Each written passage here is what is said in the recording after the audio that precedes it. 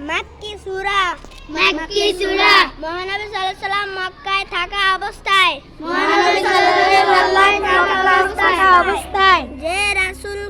যে সূরাগুলো অবতীর্ণ হয়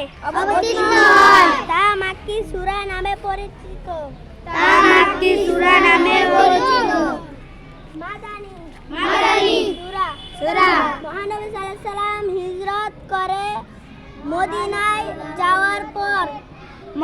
সাল্লাল্লাহু আলাইহি সাল্লাম হিজরত করে মদিনায় যাওয়ার পর যে সূরাগুলো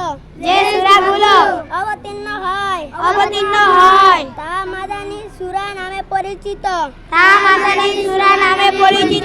কুরআন মাজিদে মোট আয়াত সংখ্যা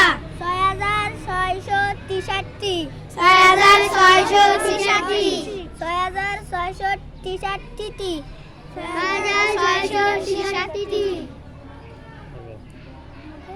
আমাদের নবী সাল্লাল্লাহু আলাইহি ওয়াসাল্লাম